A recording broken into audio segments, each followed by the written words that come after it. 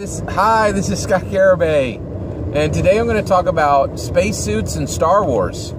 So, I've been blessed to play the Star Wars Fantasy Flight Games role-playing game, and what that does is it allows you to create your own stories in the Star Wars world, right? So, you know, I ran a 4-session campaign with I think it was 5 players were in the game, and so I had to write my own Star Wars stories. And when I did that, one of the things that became very apparent is, you know, when you have and I allowed every range of character. I allowed Jedis, I allowed smugglers, I allowed princesses, pilots, all the Star Wars archetypes, right? And one of the things that became very apparent is how spacecraft are incredibly important to the Star Wars world, right? So, you know, basically there's just a lot of time spent in starships and a lot of battles that are in starships, and those battles are really epic, the ones that happen in these starships. And, you know, so one of the things that I was realizing is, you know, I had these battles where all of my characters were in starships, and you might have 2 or 3 of them in a YT 1300 freighter. That is the type of starship that the Millennium Falcon was. So the Millennium Falcon was a YT 1300 freighter, and then you have an X-wing, or you might have an A-wing, or you might have a Y-wing, right? So I have all these characters in all these different ships, right? And one of the things is when you are running a role-playing game and someone gets hit, they might die, right? And so, you know, if you shoot them with a laser in their stomach, you have to check to see if that character dies, because they may die or they may live. Well, when you're dealing with an X-wing, right, and that X-wing gets breached, you shoot it with a laser, right, especially anywhere near the cockpit. If that ship is breached, if air from the outside of the ship comes in, the pilot dies, period, right? So one of the things that's interesting is you have a situation where you know, when you think about what happened in the Star Wars role-playing games, in the Star Wars films, whenever a ship was shot, it would just blow up, right? It either hit the shields and, you know, maybe there'd be a glancing laser, or it just blew the whole ship up, right? And so people would die in these fiery crashes. Well, in the tabletop role-playing game with your characters, I was like, this is really weird, right? What, you know, if they get a heavy hit on this X-wing, they're dead, period, because the whole thing blows up. That's the only way things go wrong in a Star Wars spaceship, right? And then I thought about it, and I was thinking, oh my goodness, you know, if you think about the Star Wars flight suit, it's your red, you know, the Rebels flight suit, it's red, and you know, it's orange, and then you have a pilot's helmet, and then you see there's no mask, right? It's the helmet, the visor, no mask.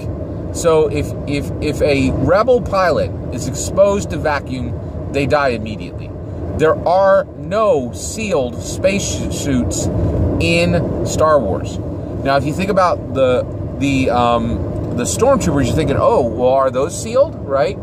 And it is not sealed, right? We never once see a stormtrooper spacewalking at all, right? And so even the stormtroopers with full mask helmets cannot take vacuum, right? And so this is a really incredibly interesting aspect of Star Wars, because if you think about, you know, 2001: A Space Odyssey, if you think about Battlestar Galactica, if you think about, you know, Space Above and Beyond, if you think about almost any, you know, space-faring series, right? They have sealed vacuum suits, right? It's very common. Even Star Trek, there were times where they had sealed vacuum suits, right? And they would go out and do repairs on the ship, that kind of thing, and they use sealed vacuum suits to do that. Star Wars has no sealed vacuum suits. And what that's saying is that you are in a ship, you are on a planet, and if you are in vacuum in any way, you're going to die, period. And, you know, at first I thought, oh, well, this is really kind of, it really kind of takes away a whole aspect of space travel. And then I thought, wait, maybe Star Wars was brilliant, because every other space-based story is saying, hey, why don't you go out there in space and you'll be 3 millimeters, just a suit tear away from dying. And so it just really gives you the idea that being out in space, outside of a vehicle, is outrageously dangerous, right? And many stories give you the idea that there's safety in that. But I think, if you think about space travel, especially today, spacewalks are incredibly dangerous. Just one small tear in that suit and you're done. And I think with the Star Wars world is like, it's so dangerous, we're just going to forgo it. No one in their right mind would go outside of a space vehicle in space on their own. And so at first I thought, well, this is something that's missing from Star Wars. And then I thought, wow, maybe this is really brilliant, and that, basically we as humans should decide, hey, you're either on a planet, you're in a vehicle, and that's it. There's no spacewalking, right? Like, it's a bad idea, right? And start making drones that do that kind of work, which I think we are moving toward. But it's really interesting, and I'm also really curious. Like, was there a decision made? Was there a point where George Lucas said, no sealed spacesuits, we're never going to deal with that?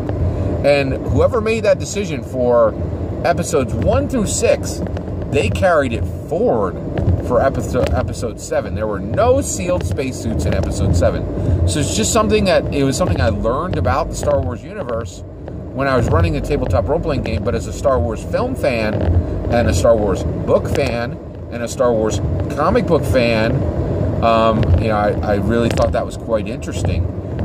So just a kind of an interesting fact about the Star Wars universe. Take care.